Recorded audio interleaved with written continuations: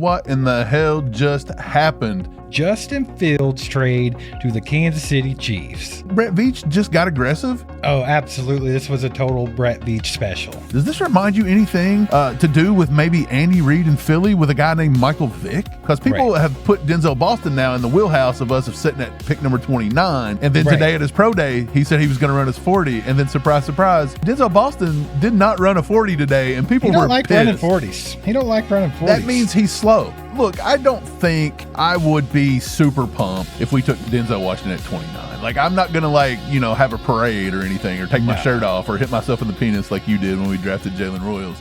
But I'll say this. How are we doing, ladies and gentlemen? Welcome back to All Chiefed Up, the #1 independent Chiefs channel on YouTube. You guys, it is Tuesday, March 17th, and we're going to talk about some recent Chiefs acquisitions, how we feel about all that stuff.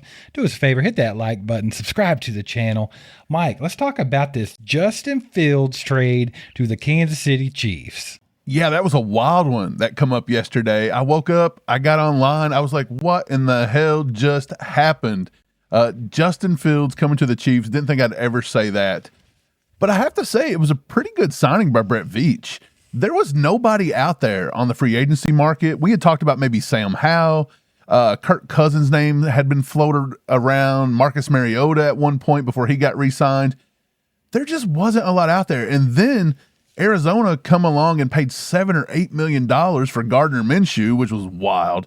And so I think Brett Veach just got aggressive. He went out and found a guy that he can use in his system. And again, they're going to take $7 million of his contract in 2026, so the Chiefs only have to take $3 million of it. And I think it's been reported that the Jets give him an extra $1 million just for accepting the deal, which is wild. Right. So now they paid $8 million. Right, so they're at $8 million, and all we give up is a 6th round pick, I think is what it was, in 2027. Yeah. And some people keep saying that that's conditional. I don't know if there's any truth to that or whatever, but everything I'm reading says it's a legit 6th round pick. We'll see, but either way, conditional or not, I thought Brett Veach done a hell of a job there. Oh, absolutely. This was a total Brett Veach special, was it not? Absolutely. He went and found that former first-round pick that has all the talent in the world, that hasn't done jack in the NFL. Maybe he can come over here with Andy Reid and bring it out a little bit. And plus, it's just Patrick Mahomes insurance, right? I mean, the main reason that they spent any draft capital to go get this guy is because, first, you don't trust Chris Oladokun. You don't trust Jake Haener. Yeah. I mean, that's not who you want in there if Patrick Mahomes were to miss the first 3 or 4 weeks. So you go get Justin Fields, and it makes total sense because I feel like he's a guy that's athletic enough to get in this offense, and you have Kenneth Walker III back there now. That could be pretty difficult for teams to deal with anyway because, the dual threat ability of Justin Fields. So that's exactly what this is. It's like, hey, Patrick, if you can't get back, that's cool. Take your time. We got a guy that's going to go through the entire camp and do all the drills and do everything what you're supposed to be doing while you're recovering and you're rehabbing, right? So, I mean, it makes total sense. And the fact that he got it for a 2027 6th round pick, Brett Veach knocked this one out of the park, brother. Yeah, I'd said on the live yesterday, I went live and talked about Justin Fields being traded to the Chiefs, and it just kind of hit me just a little bit into this. And I was like, look, Andy Reid has been here before, Steve. Andy Reid's been here before. A guy that really wasn't known as the most prolific passer and had a lot of arm talent, but he just wasn't the best passer in the pocket.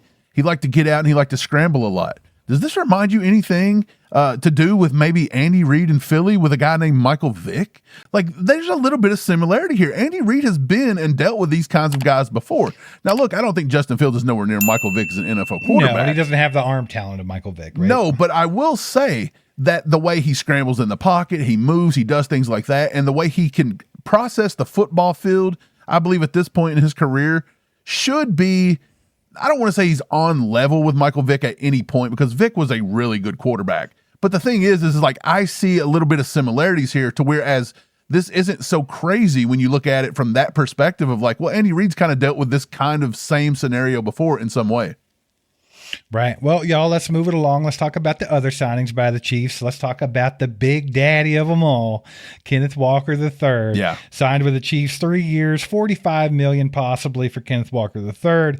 And Isaiah Pacheco, he's off to Detroit to be over there with Jahmyr Gibbs as a Lion. And, that's a cool spot for Isaiah Pacheco. Like, I like Isaiah Pacheco. I have nothing against the guy. So hopefully he goes over there and he succeeds. But, Mike, the Chiefs have a new bell cow running back. They have one that can break off any play for a big gain. They have that home run hitter, that big play ability that fans have been begging for. They have the Super Bowl MVP, Kenneth Walker, as their running back now. And that's a game changer. When Patrick Mahomes is back and healthy, and this offense, especially bringing Bieniemy back, getting DeMarco Murray in here to help out, I think that this is a game changer. This could be what Patrick Mahomes has needed his entire career to take a little pressure off of him. And he's going to need it coming back off that injury. Yeah, I think we needed this with Kenneth Walker. The fans, they whined and they cried because they said we wasn't explosive enough. Isaiah Pacheco couldn't, find the blue side of a red barn. He had no vision. Look, you got the exact thing you wanted in Kenneth Walker. He has really good vision. He's patient. Right. He has burst. He's got wiggle. He can make you miss.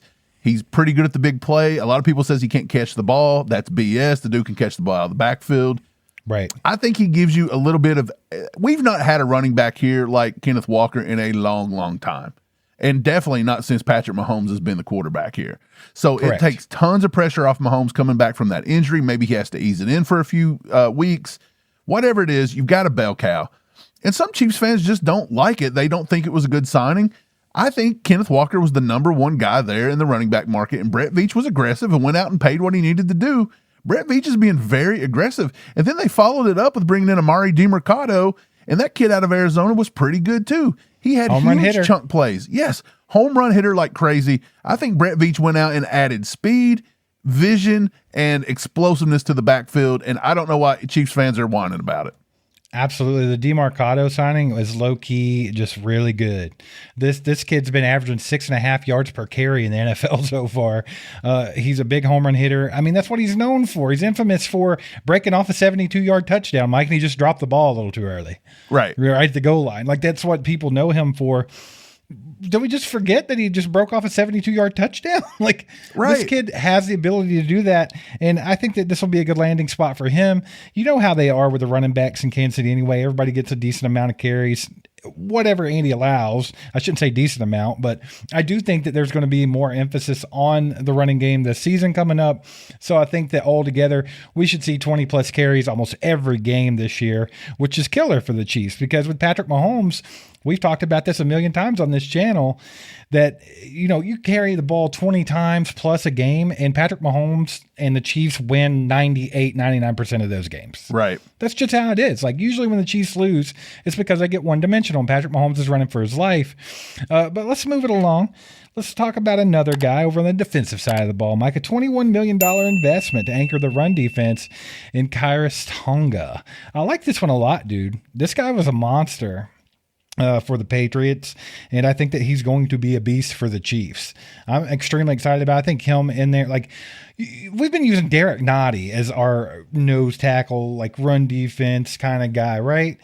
This guy's another level. He's not anywhere near Derek Nottie. He's far and away better than Derek Nottie. So, we're stepping it up big time right there in the middle of the field, right by Chris Jones. It's going to be great. Right. Look, Kyus Tonga is probably one of my favorite signings this offseason. I think it was an under-the-radar kind of thing.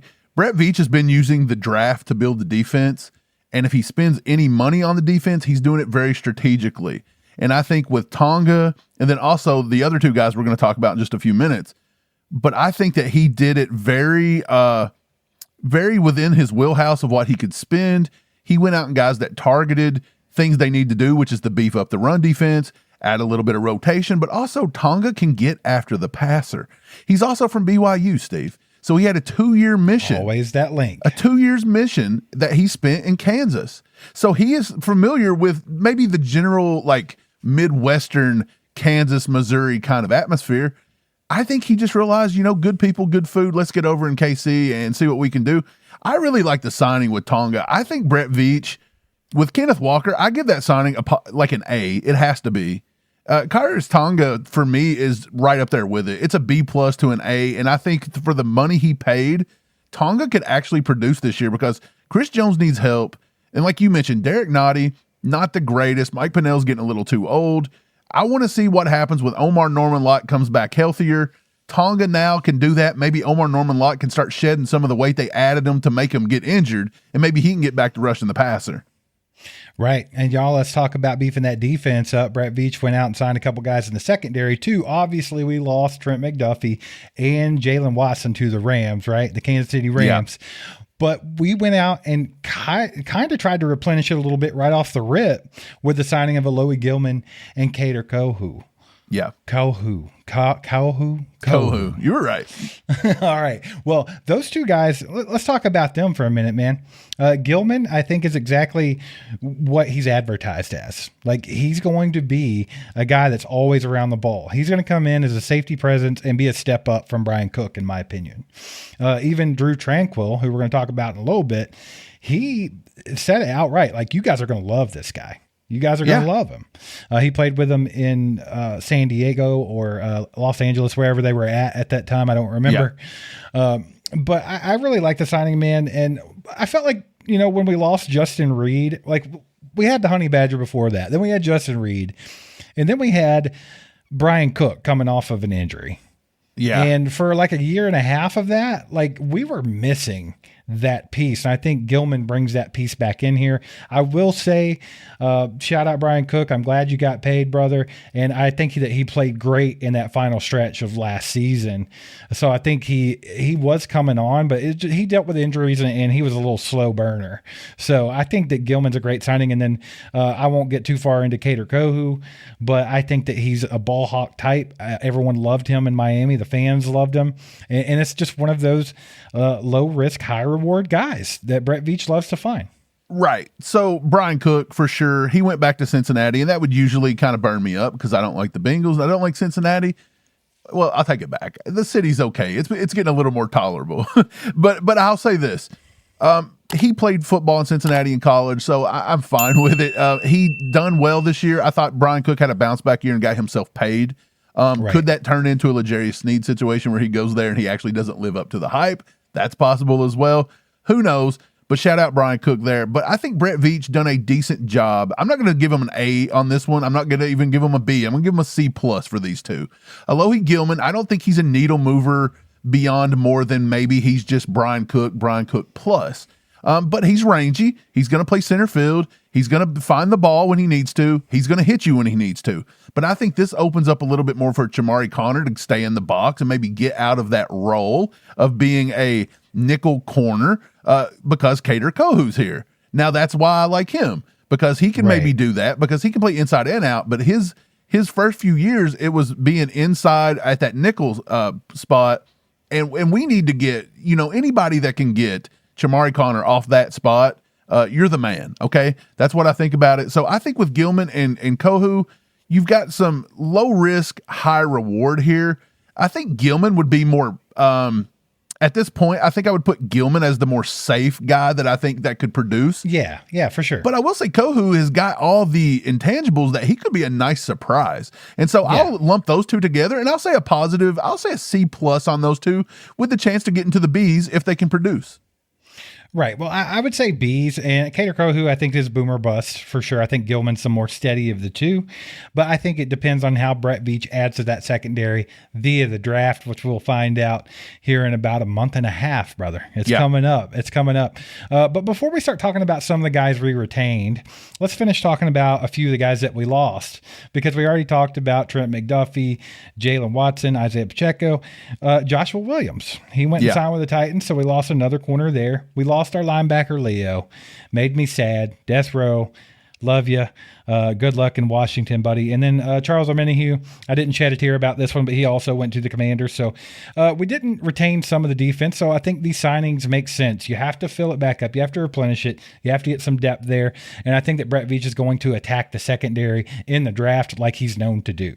So I think that's what we're going to see one way or another, whether it's a high draft pick or catching the guys in the 6th, 7th round like he normally does. I think we're going to see some secondary picks in this draft coming up. Mike, let's talk about who we retained. And number 1 on that list, y'all, Travis Kelce. He's going to play another season with the Kansas City Chiefs, probably his swan song here. And the contract said $15 million, but Brett Veach really knocked that one out of the park when you start reading about it. Yeah, that was an insane masterclass is what you can call it with Kelce. Look, he gets $12 million guaranteed for his 14th year in the NFL, and he's going to get that, and he deserves it. We talked about it. Hey, was Kelce? We were fed that Diana Rossini story about him maybe not being in KC, and we were like, look, is he not giving the Chiefs like a nice sweetheart deal here? Like, is he playing hardball? And come to find out, he really wasn't. He was doing some of the best, most team-friendly crap I've ever seen. Right. So they basically avoided doing all the void years, and they basically put on a $40 million fake bonus. So it's basically just Kelce's going to get paid $12 million over the course of 3 years, and they're kind of manipulating the cap in a way to where next year, June 1st, Kelce can be cut, and then he can retire as a Chief next year in 2027, and it doesn't hurt the cap. Like, it's only going to be $3-4 million for the next 3 years.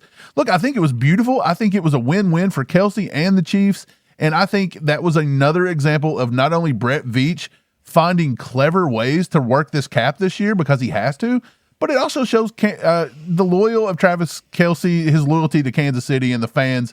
He wants to be here, and he proved it with that. Absolutely. Well, Kelce produced last year, even in his old age. He produced. So I think he needed one more good year anyway. Go out on a better note than you did last year and just get out there because he has a very prolific career. He's a GOAT tight end. I don't care what anybody says. And I think you want to go out on a better note. But here's the thing, man. I think that we have to find that successor, and I think we have to find it fast. We've been saying this for years.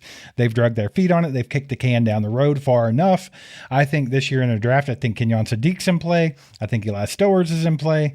I think somebody is in play because I don't necessarily think that we have that with Noah Gray, Jared Wiley, or Jake Brenningstool. So I think they have to address this now.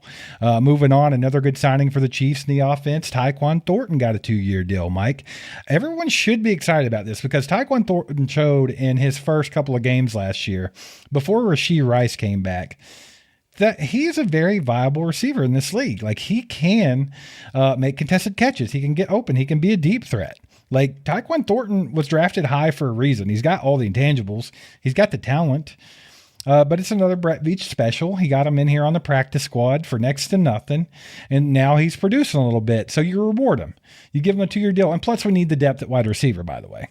But I think Taekwon Thornton signing, it made me happy. I thought he deserved it. I thought he earned it, even if it was in a small increment. I mean, you have to think he only got to play a quarter of the season last year, and he finished with a few touchdowns and like 300 yards. So, yeah. I mean, he could produce for you. I like the Taekwon Thornton signing a lot, Mike, and I think the Chiefs fans, Chiefs Kingdom, should love it too. Yeah, I think the Taekwon Thornton, this was another one that everybody was kind of begging for. They wanted him back. They didn't understand why the Chiefs didn't use him after a certain time. And, when Rashee Rice come back, we suddenly stopped with the Taekwon Thornton. I guess you could call it like the Taekwon Thornton project or the audition that he was giving us. And I thought, dude, there was several games that we won on the back of Taekwon Thornton. That Giants game was closer than it should have been, and Taekwon Thornton kind of took it over there at the end. I think he deserved to be back. I think he deserved to go out and make a little bit of money in the process and see the free agency process. He'd kind of not lived up to hype, playing with the Patriots and this and that, and the Chiefs done the classic. He was the classic Brett Veach going out and finding the guy for cheap. Right, that's what I'm saying, yeah. It actually paid off. And so I like the signing. Again, this is another thing that it sounds like the Chiefs have listened to the fans a lot this offseason, and bringing back Taekwon Thornton was big. Now, there was a couple other signings that people didn't love, and I want to take it to another wide receiver, Nico Remijo. And I'm going to link him in with Winchester, Ariza, Caliendo, and Christensen. Yes, right. Caliendo is some offensive line depth, and I think that's why they did bring him back eventually. But all these guys I just named, Winchester, Riser, Remigio, Caliendo, Christensen, I see them all as a core special teams. These are Dave Tobe signings. These are guys that are contributing on special teams here. So people may not like them, and Nico Remigio kind of got a little bit of hate when we re-signed him back. But again, I tried to warn people, like, look, Tobe really likes Remigio. He trusts Remigio back there. I think bringing him back on a 1-year tender is not a big deal. No, and he's even not a bad Caliendo returner at all. He's not a bad returner at all. Nico's not. Right, and So, I think even I'm okay Caliendo's with it. not too bad considering how bad our offensive line depth is at that guard center position.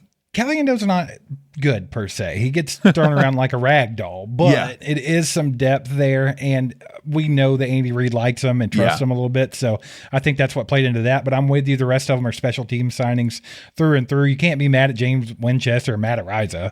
I mean, Cole Christensen, he's going to do his thing, and Nico returning the ball. I mean, that's pretty much it. Let's talk about Drew Tranquil. Restructuring his contract this year, Mike, to free up, I think it was like, what, $2.5 million in cap space? Yeah, it was a little bit of money. Like, look, Drew was a team player. I don't think he wanted to go nowhere.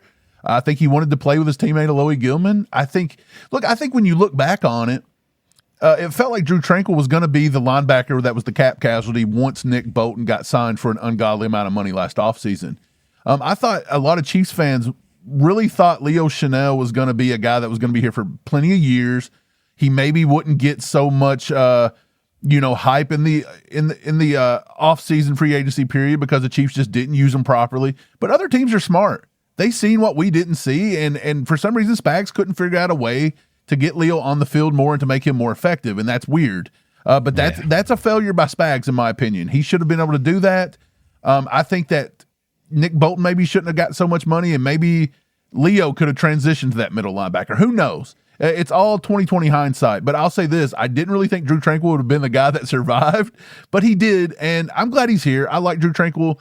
He's got, he's a good family person. He doesn't give you problems off the field. He's a good team leader. I'm completely fine with Drew Tranquil. Yes, he had some good years here, and he's had a bad year or two, but I think he's always decently solid, and that's all you can ask for. When you've got all these moving parts with your secondary and your front and everything like that, it's good to at least have some guys in the middle of the field that can get these guys lined up, and they're smart football players. Right. Well, I mean, Drew is a veteran through and through. He's a smart football player. He plays hard. He's got the motor, and he is a good football player. So I think it's a great thing to keep him around because I really didn't think he was going to be here.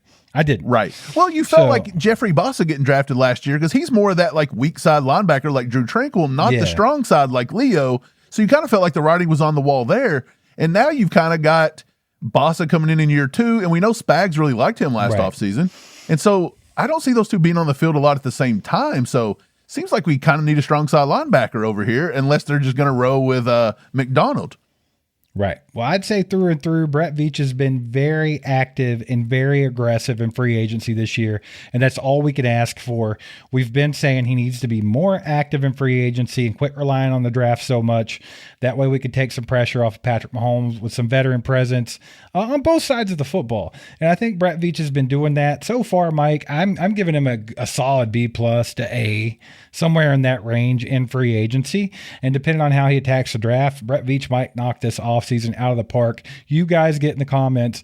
Let us know how you feel about Brett Veach and his job so far. Obviously, we have to include his staff and the coaching staff too. But yeah, let us know how you feel about it. Do you like the signings? If so, who's your favorite? Put it down in the comments. Y'all, let's talk about some pro day check-ins here. Mike, I'm going to let you lead this one a little bit. Let us know who the Chiefs have been checking in on. That way we will know who they're sniffing around at come draft time.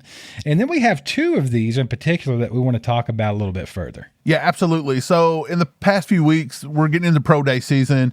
The first one I wanted to bring up was Arkansas's pro day. We're all familiar with Arkansas players this draft cycle, mainly being Mike Washington Jr., the running back that lit up the combine with that insane 40-yard time.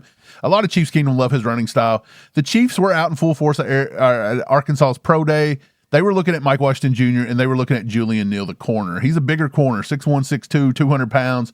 I think Julian Neal done enough, Steve, and I actually think Mike Washington Jr. did enough that they could be a day 2 selection now, pretty solidified. Maybe Mike Washington Jr. could fall to round 4, just depending if a lot of people want to put several, running backs ahead of him. He could be RB2, could be RB4. It just depends on certain people's things. That same week, They went to the University of Kentucky. They were right here in our backyard, Steve. They were in Lexington, and they were really checking out defensive tackle David Gusta. David Gusta lit the combine up. He ended up finishing with a 9.2 unofficial RAS score. He ran a 4.88 40-yard dash, which is insane, with a 2.8 20-yard split and a 1.6 10-yard split. And he benched 225 37 times and added a 32-inch vertical. So what a beast. Yes, brother. the Chiefs were there, man. Did you know his nickname is Bone? Okay, look, if you're horned up on Blue Chew, Bone is who you want to draft. And I have a feeling Spags might have a bone or two for this guy. Oh, Bone Gusta. Let's freaking go. Mike, they also went to Syracuse, right? Yeah, they did. They were in Syracuse just yesterday. There was a trio. Syracuse, Washington, and Arizona were all out at their pro days. Syracuse, they were there checking out tight end Dan Villari from Syracuse. He does a lot of like move stuff, but he's a more traditional tight end. Darian Chestnut, who was a safety, they met with him at the Hula Bowl already. And then Deion Wilson Jr. actually met with the Chiefs. He's a defensive end. He put up a big-time bench press number that would have finished in the top 2 or 3 at the combine if he were invited. Easton Butler said the Chiefs actually met with him after practice. So that's something to keep an eye on there. He may have got into the, say, 5th, 6th round. Washington was a big one, man.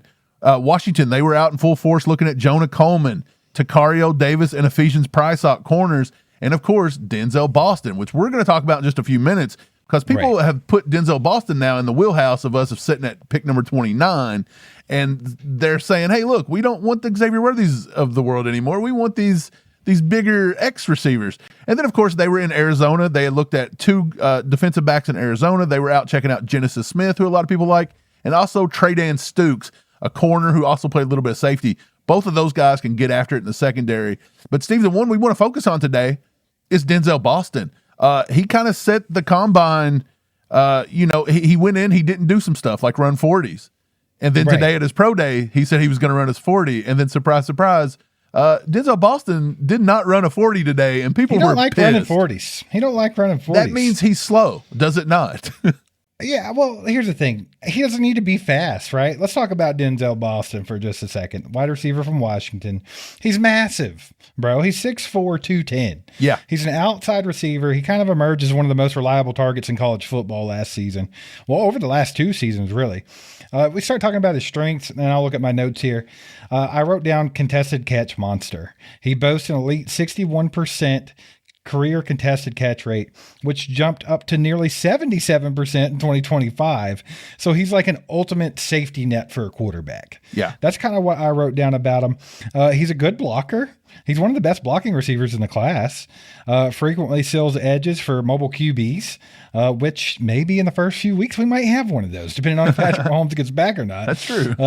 We'll see about that. But that's something that Andy Reid likes too, because Andy likes to use the screen game.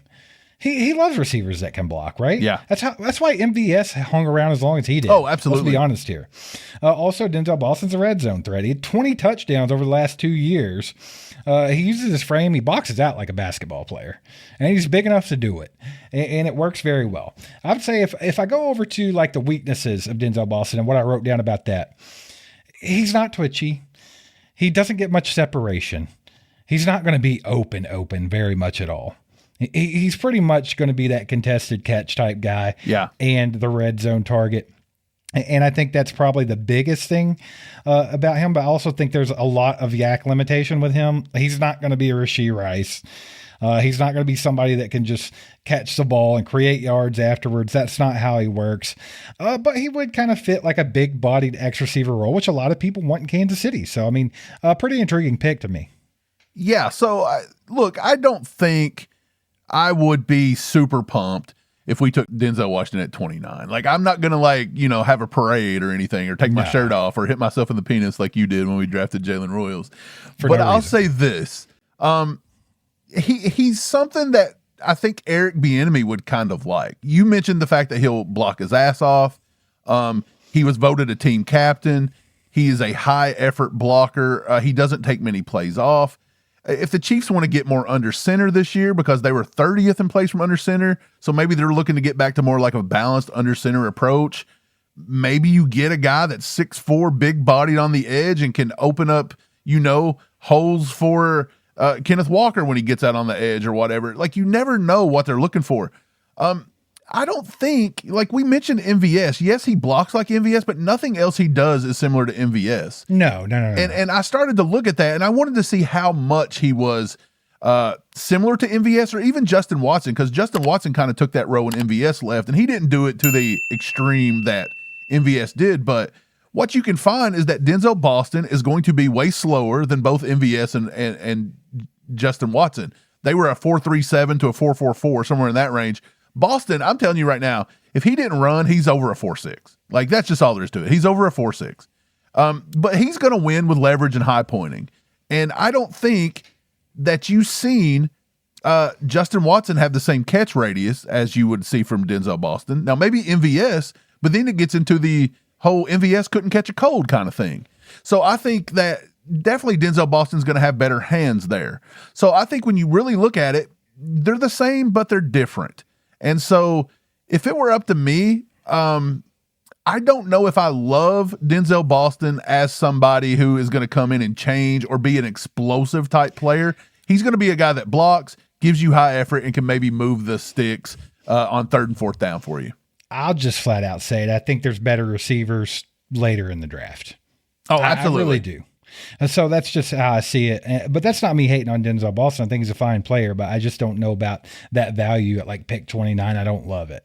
So that's just where I'm at. But y'all, let's talk about another receiver that have had you guys horned up a little bit. We've seen y'all talking about him in the chat on our live streams. We've seen some comments talking about him, and he just happens to play right up the road here.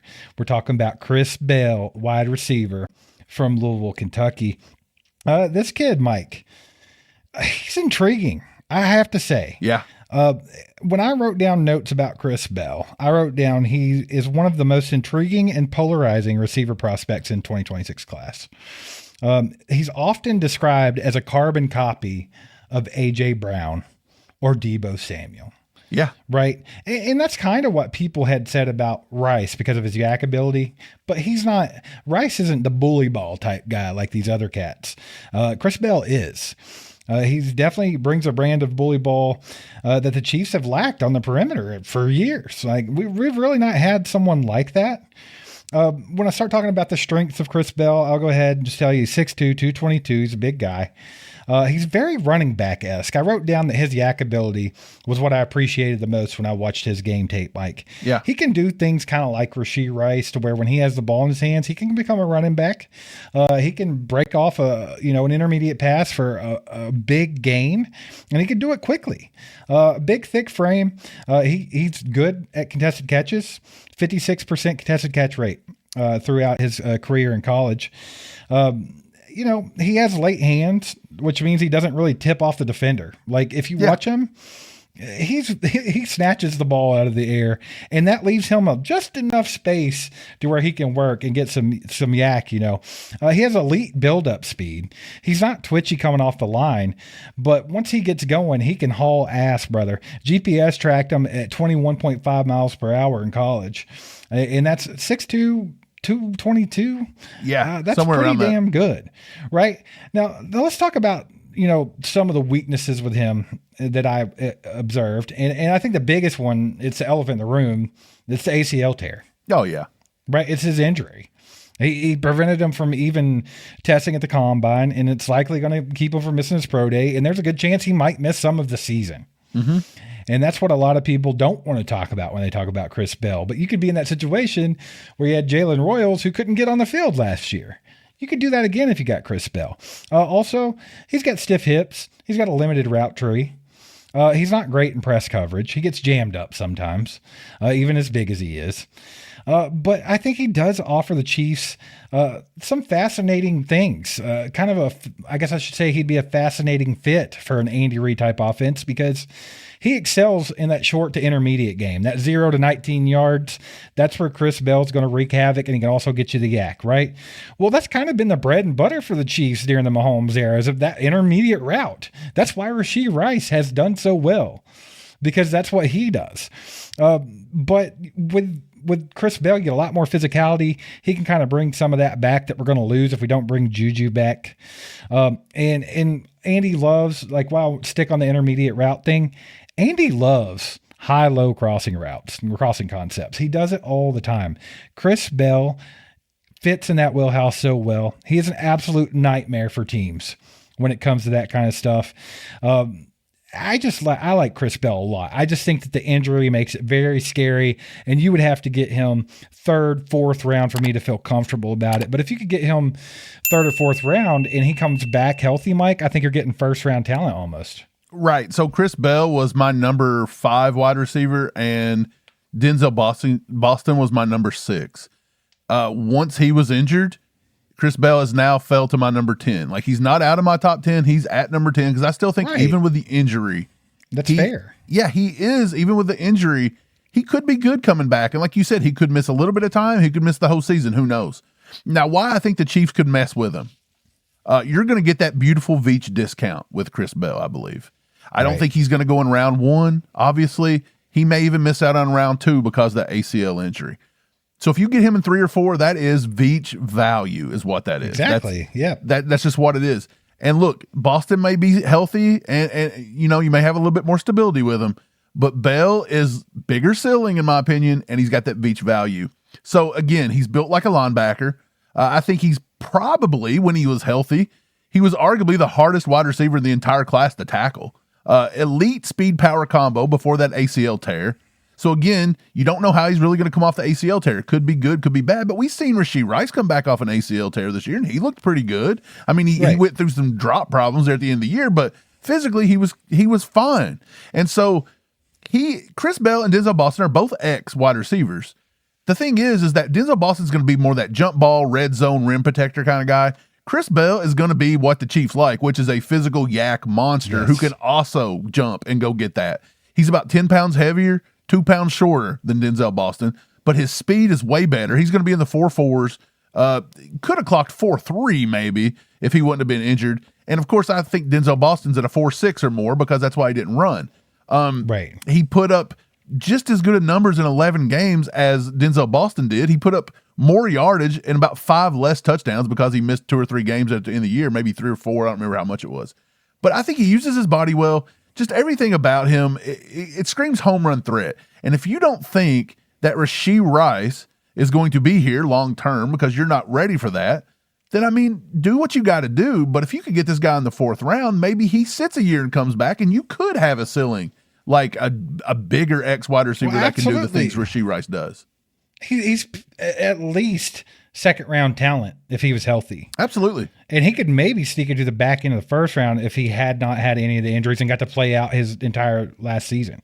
It's a possibility. Yeah, but he's absolutely second round talent. And if you can get him at 4 or late 3rd, like, that's good value. Right. And you mentioned the A.J. Brown light kind of thing, like, is he A.J. I'm not going to say he's A.J. Brown. That's a big comp. But I see a little bit of A.J. Brown in his game, the way he plays bully ball and the way that he's tough to bring down. And so, look, I honestly believe that in a Chiefs schematic, like a layout of who I would rather have, yak ability goes to Chris Bell over Denzel Boston. I think route tree, you just about have to give that to Boston. I think that's a Boston thing if you start looking at the way they run their routes. Hands, I think they're just both right there. They've got really good to elite hands. I don't think neither one of them had a problem.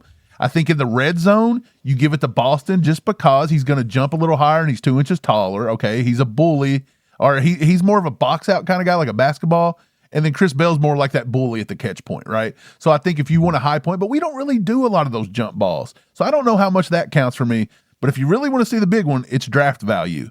A round 3 to round 4 injury discount on Chris Bell that you could get a fast physical monster, or Denzel Boston that you may have to take at 29. I just feel like if if the medical's clear, I think Bell's the winner for me. I would rather take Bell in round 3 or 4 than Denzel Boston at number 29. You can break it down any way you want, but when it comes down to it, Chris Bell's the better fit with the Chiefs. I think he's the better receiver. End of story. Yeah. Absolutely. You guys let us know what you think about Denzel Boston and Chris Bell. Do you like them? Do you want the Chiefs to look at those guys? Also, which one would you rather have if they're only going to get one of them? Let us know down in the comments. If you're listening to this on Spotify or Apple, do your boys a solid. Give us a 5-star review. Write some kind words down there if they'll let you, and let people know where to find some good Chiefs content.